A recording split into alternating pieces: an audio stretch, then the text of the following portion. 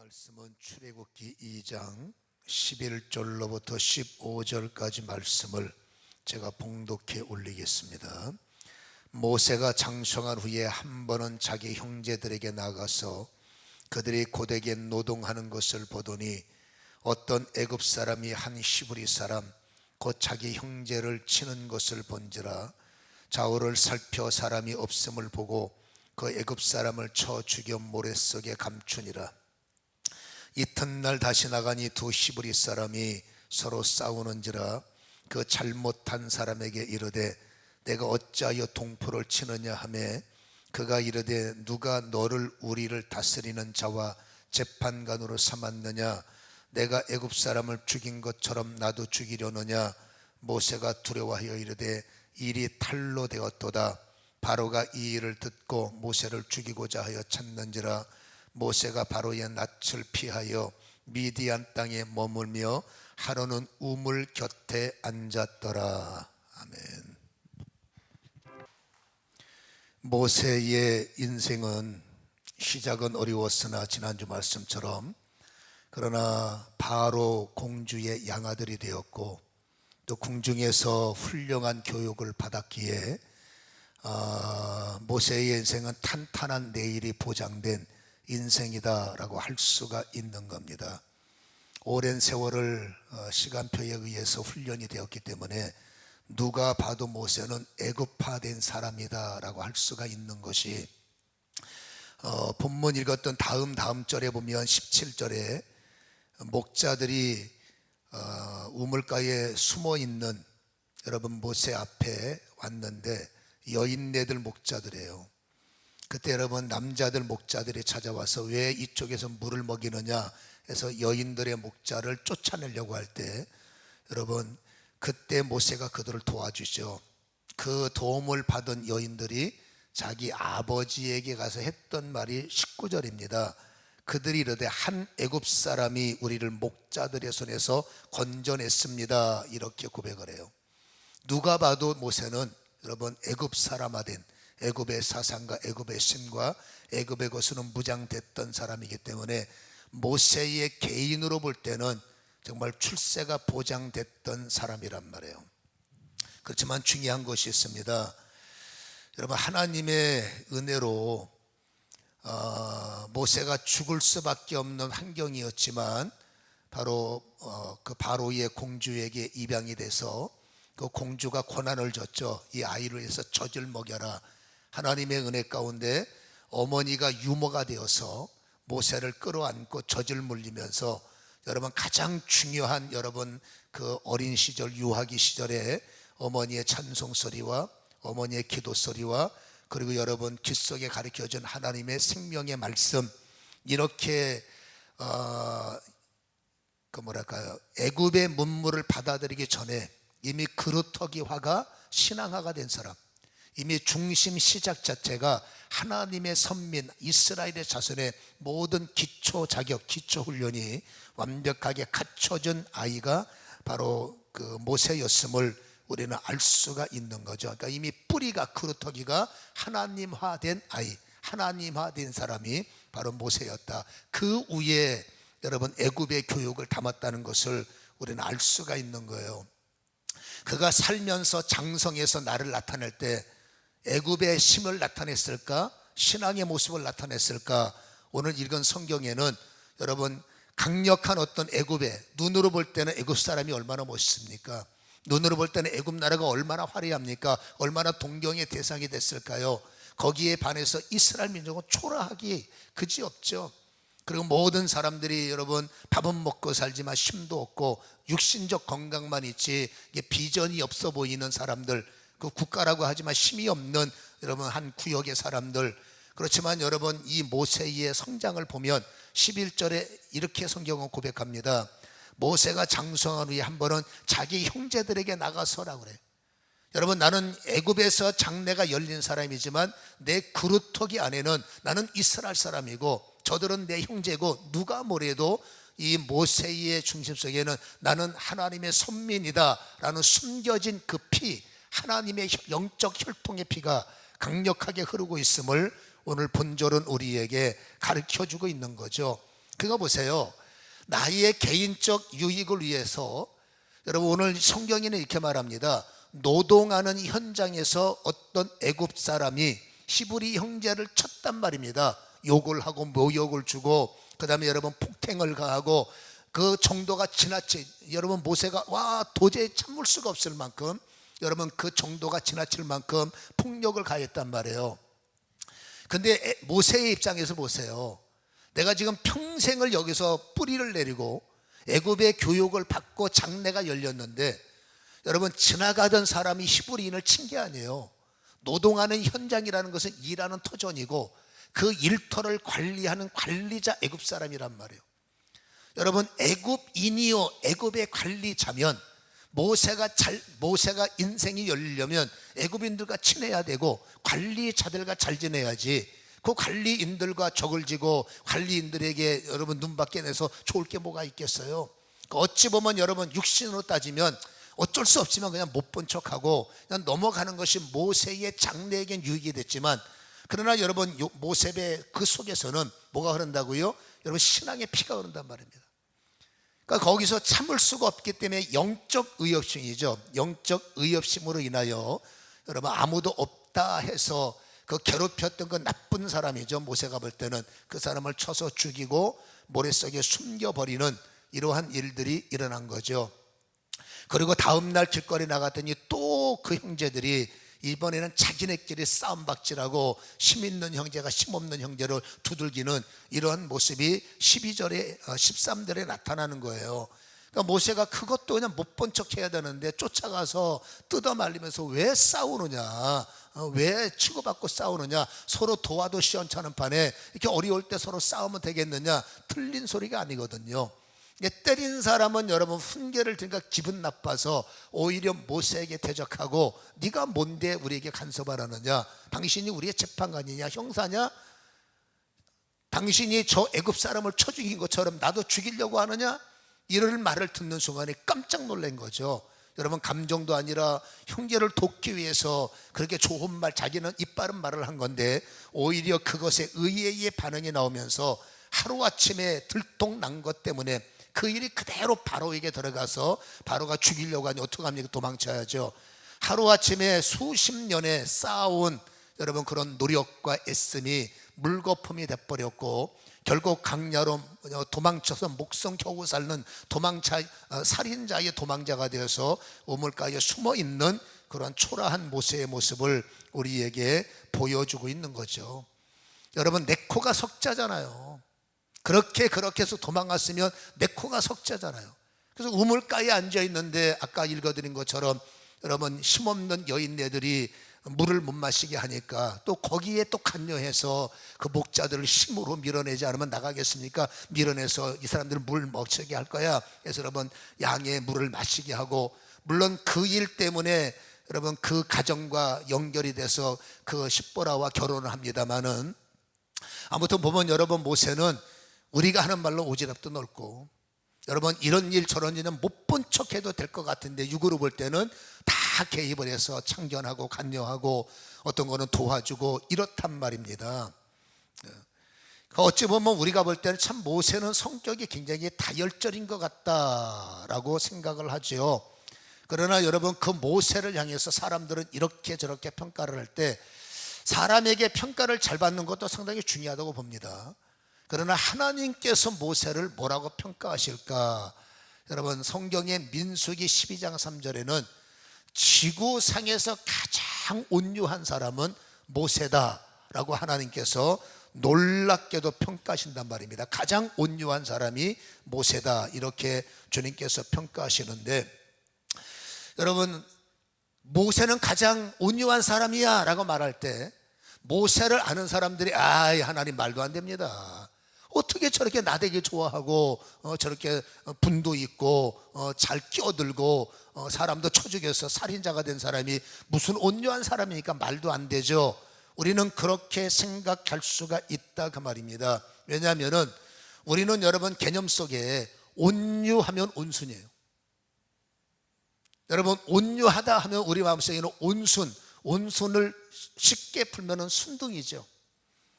여러분 순한 사람들이 교회 생활할 때 여러분, 리더들은 순둥이들이 일을 하면 편해요. 이 순둥이들의 온순한 사람의 특징이 뭡니까? 교회가 무엇을 요청을 하면은 거절 못하고 다 따라주고, 영적인 질서에 잘 따라오고, 이랬던 아무튼 이랬던 저랬던 그냥 좋은 게 좋은 거죠. 뭐 가고 그래야죠. 이게 잘 따라오기 때문에, 잘 도와주기 때문에 여러분 순둥이다, 자기 표현 잘하지 않고 뭐 내가 힘들어요 그냥 그래요 이런 것을 온순이라고 우리는 여기기 때문에, 칼칼하고 뭐 이렇게 끼어들고 뭐 쌈박질하고 뭐 그게 어쨌든지 그런 것들을 어떻게 저 사람이 온순한 사람이에요, 저 사람은 객박한 사람이고 승질 있는 사람이고, 이렇게 우리는 생각을 한단 말입니다. 그래서 우리는 온유하면은 무조건 순둥이들이라고 생각할 수가 있고, 교인들은 순둥이여야 돼 이렇게 생각하는 것이 어쩌면 우리와 바라보는 사람들의 모습이 아닌가라고 생각을 하는 거예요. 그러나 여러분, 성경이 말하는 온유와 우리가 생각하는 온유에는 차이가 커요. 여러분, 온유의 근본은 예수님입니다. 우리가 알다시피 마태복음의 11장 30절에 주님은 나는 온유하고 겸손이다. 온유와 겸손은 뗄 수가 없는 관계란 말이에요. 그러니까 예수님이 온유하다 이렇게 스스로 말씀을 하셨는데, 온유의 근거를 바라보면 빌립보서 2장 7절과 8절이 온유가 무엇인지를 잘 보여주는 내용이에요. 빌립보서 2장 7절에 보면 오히려 자기를 비워 종의 형체를 가지사 사람들과 같이 되었고, 온유의 기초가 뭐냐? 자기를 비울 줄 아는 거예요. 그리고 8절에 왜 비워야 되느냐가 나오는 겁니다. 목적이 이유가 나오는 건데, 사람의 모양으로 자기를 낮추사, 온유가 뭐라고요? 자기를 비우면서 자기를 낮추는 게 온유란 말입니다. 죽기까지 복종하셨으니 왜요? 곧 십자가에 죽으심이라. 여러분, 온유가 자기를 비우는 것이고 온유가 자기를 낮추는 건데, 힘이 없어서 나를 낮추고 아무것도 아니기 때문에 나를 비우고 그런 순대기적 모습이 아니라 십자가를 위해서라는 거예요. 개인적인 것이 아니라 십자가를 지기 위해서. 십자가는 살리는 일이고 십자가는 하나님께 영광이기 때문에 십자가를 지기 위해서는 여러분 나를 비워야 되고 나를 낮춰야 되고, 그래서 여기서 온유와 연결되는 단어는 주님께서 겸손해야 된다. 겸손도 우리는 순한 단어로 보면 안 됩니다.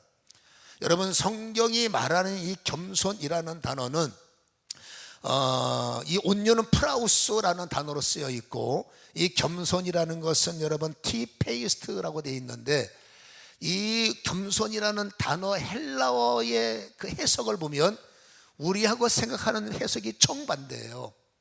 헬라어 성경에는 겸손을 뭐라고 해석을 해놨느냐? 짓눌린, 그리고 여러분 천한, 그리고 초라한, 그리고 가장 중요한 해석이 굴욕감을 느끼는, 그리고 맨 끝자락에 겸손한, 이렇게 해석을 해놨어요.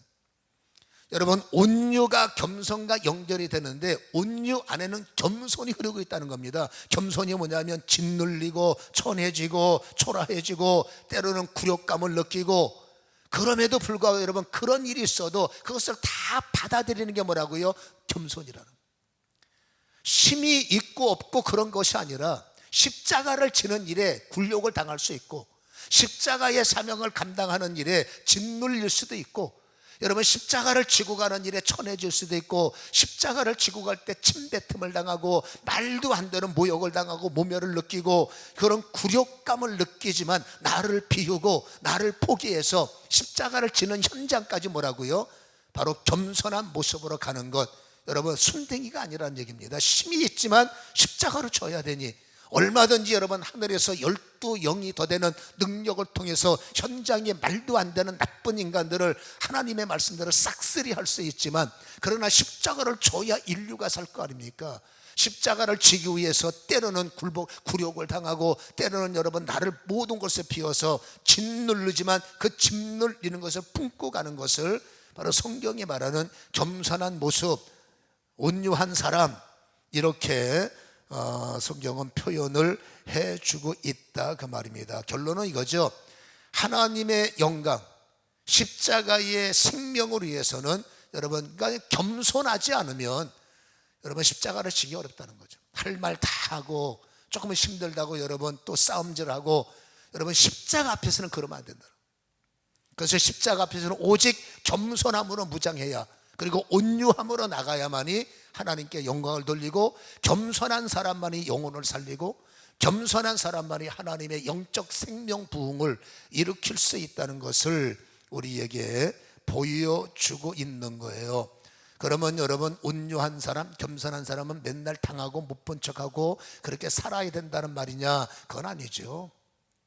여러분, 예수님은 겸손하시고 온유하셨지만 십자가 앞에서 여러분 보세요, 억울한 판결을 받으셨잖아요. 부당한 재판을 받았는데 그 부당한 재판 앞에서는 십자가의 길이기 때문에 분명히 침묵하신 건 맞아요.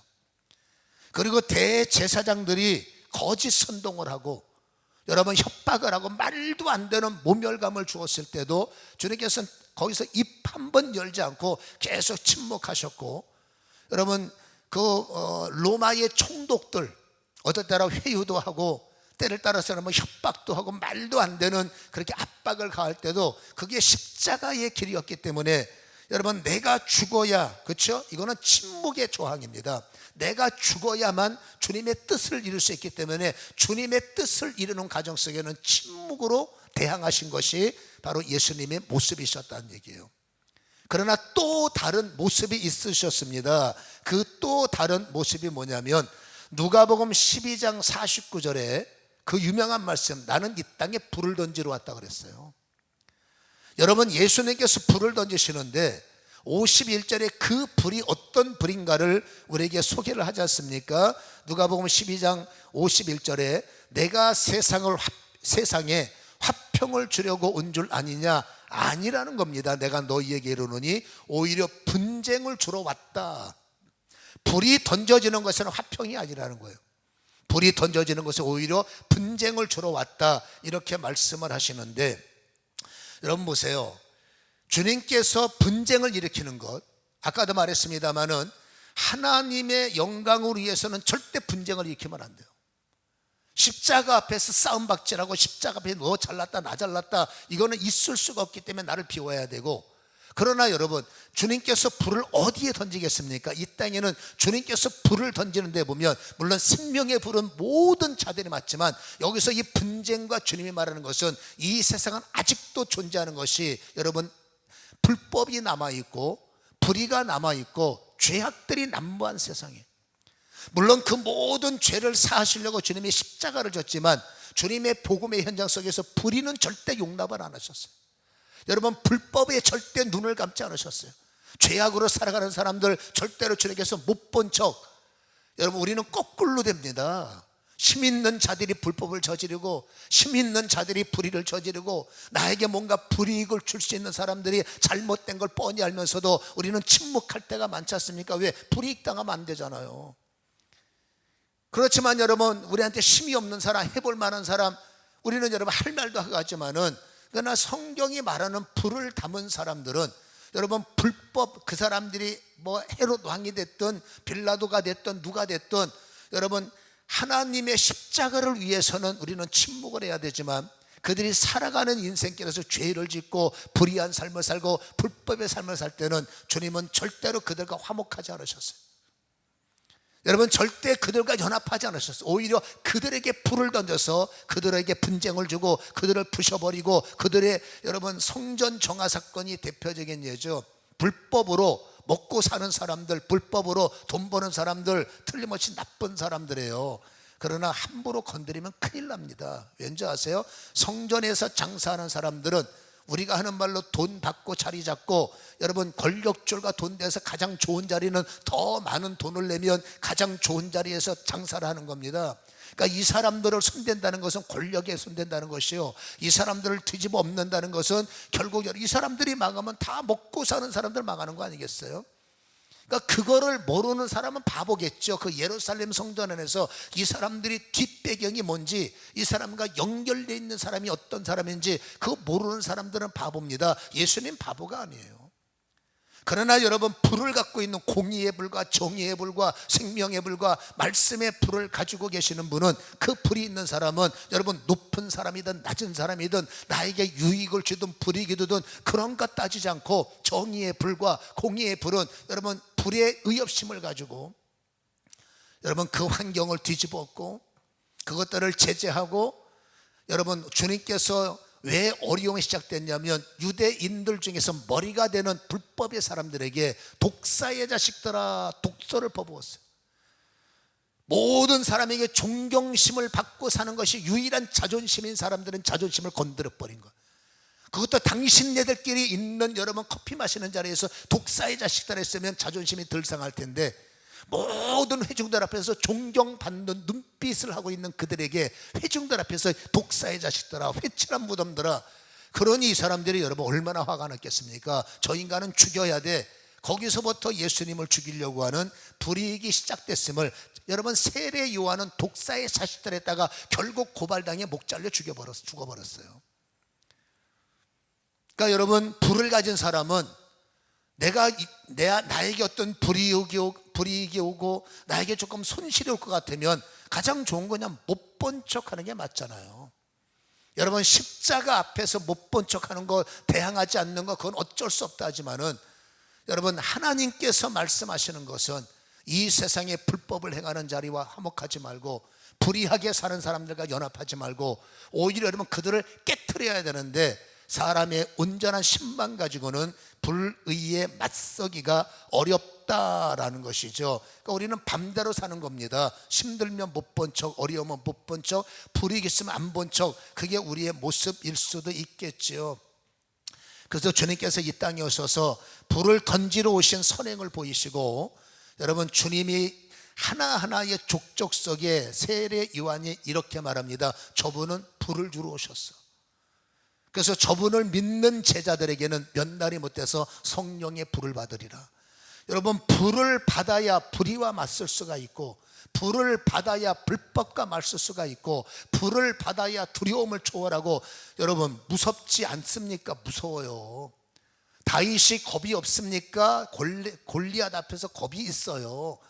여러분, 그런데 왜 그렇습니까? 그 안에 불이 작동하기 때문에 겁을 이기는 거고, 그 안에 성령의 불이, 진리의 불이, 여러분 하나님의 말씀의 생명의 불이 작동을 하기 때문에 여러분 불이익을 뛰어넘는 하나님의 영광, 불이익을 훨씬 더 압도한 하나님의 영권에 사로잡히기 때문에 그들은 여러분 초월적인 일들을 감당했음을 우리에게 말씀을 해주고 있는 거죠. 그래서 여러분, 우리가 이 세상을 살아갈 때 오늘 모세가 뻔히 불이익이 있음에도 알고 이토록 여러분 의협심을 가지고 하나님의 어떤 역사를 일으킨 것은 딱 하나입니다.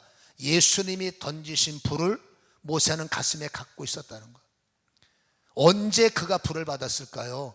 여러분, 회심의 불도 중요하지만 바로 모세가 가장 어렸을 때, 아까 말했죠, 모세가 가장 어렸을 때 가장 중요한 시점에 여러분 스펀지처럼 그 어머니 유모의 입장이었지만 어머니가 주는 생명의 말씀과 어머니가 들려주는 찬양의 소리와 어머니가 했던 기도의 능력, 이런 것들이 생명의 불이 되어서 모세의 성장 속에 그의 조직세포 마디마디, 성경이 말하는 골수에 하나님의 말씀에 채워지고 골수에 하나님의 찬송에 채워지니 골수 분자가 되면 누구도 이겨먹지 못하는 거죠. 여러분, 우리의 골수에는 이미 세상 것이 채워져 있기 때문에 우리는 여러분 어쩔 수 없이 신류주의로 갈 수밖에 없어요. 나에게 불이익이 오면 여러분 외면하는 거, 우리 골수 속에 이미 그것이 애굽처럼 훈련이 됐기 때문에 누가 이 세상에 손해볼 짓을 합니까? 바보들처럼.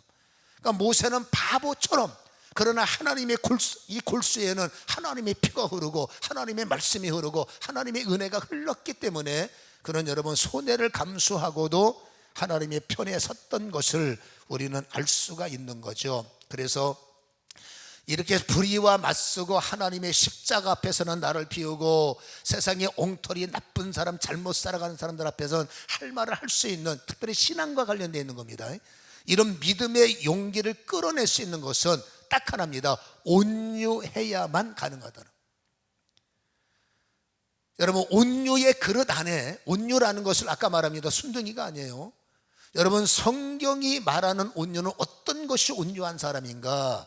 여러분, 타고난 성품이 아니라 민수기 12장 3절에 아까 모세가 온유가 최고다고 그랬죠. 이 온유가 최고다고 말씀하신 민수기 12장 7절에 보면 내 종 모세와는 그렇지 아니하니 그는 내 온 집에 충성합니다.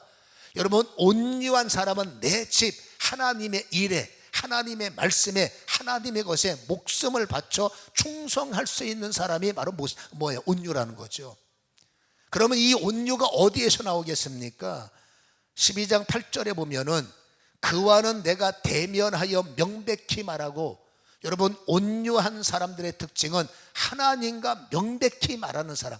다시 말해서 하나님과 말씀의 대화와 하나님의 말씀의 묵상과 하나님의 말씀, 하나님이라는 대상 자체가 어떨 때는 살아있는 것 같기도 하고, 바쁠 때는 안 계시는 것 같기도 하고, 어려울 때는 살아 계셔야 되고, 먹고 살만하면 없으셔도 괜찮고, 이런 여러분 인간의 무능한 어떤 여러분 연약한 고백이 아니라 내가 힘들든 잘 살든 못 살든 이랬든 상관없이 오직 하나님은 명백히 살아계신 하나님, 이것을 인식하는 것이 온유함이라는 거예요.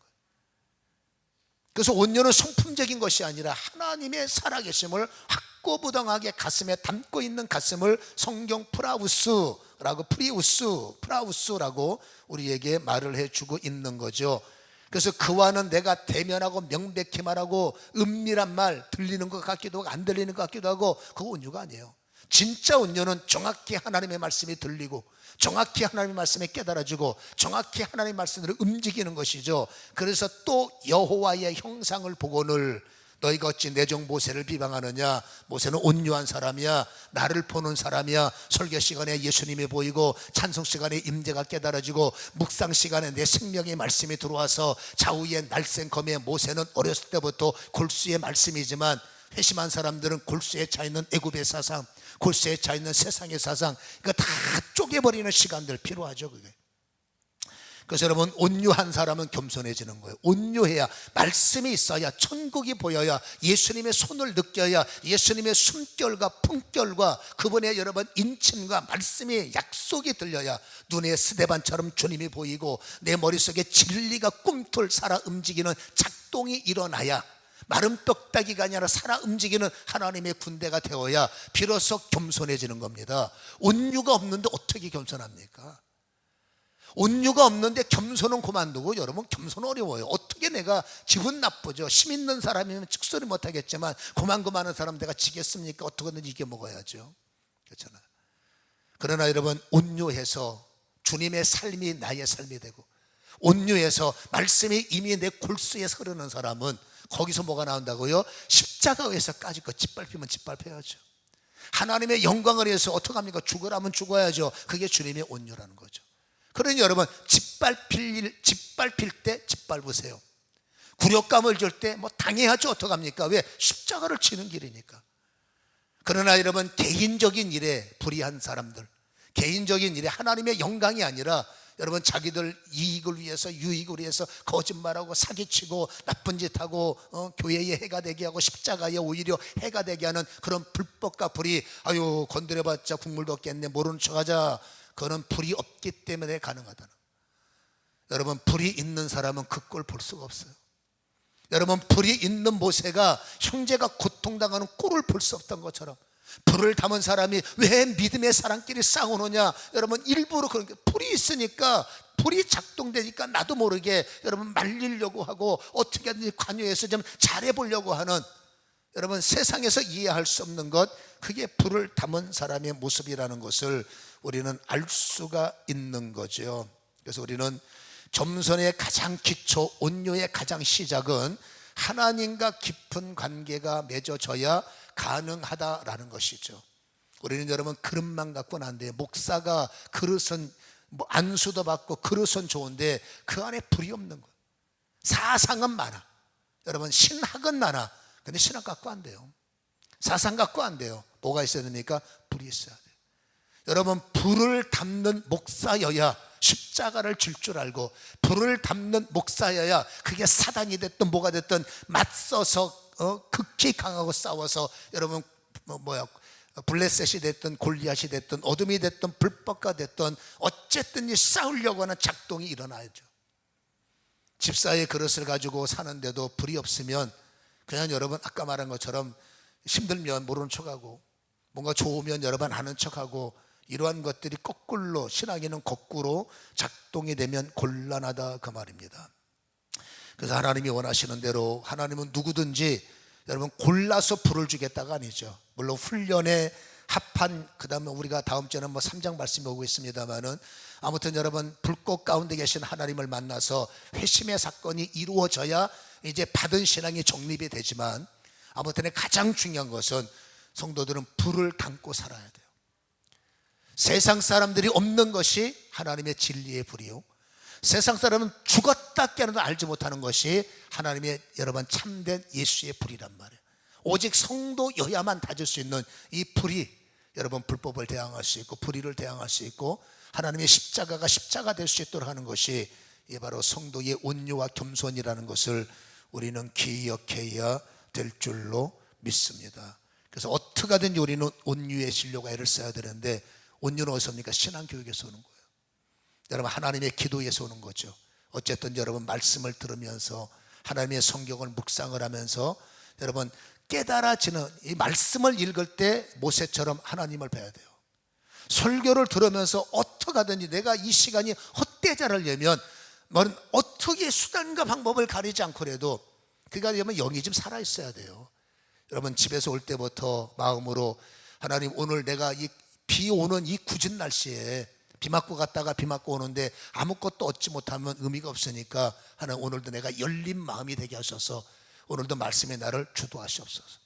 아버지 내 말씀 내 가슴에 하나님의 말씀의 불을 담게 하시고 예배 속에 나를 부르신 목적의 불이 내 가슴에 살아 움직이게 하옵소서. 준비하는 마음을 갖고 오셔서 그렇게 집중하셔서 불만 봐야 돼요. 예수님은 사람 보고 환경 보고 조건 보고 이랬네 그거 뚫어버려야 돼요. 그래서 여러분 예배 시간에 말씀이 들려야 되고 이 받은 말씀이 여러분에게 생명이 되어서 우리는 어쨌든 그 안에 온유한 성품 겸손한 사람이 돼서 불을 담고 불을 나타내는 이런 승리의 사람이 되기를 주님의 이름으로 간절히 축원합니다. 기도하겠습니다.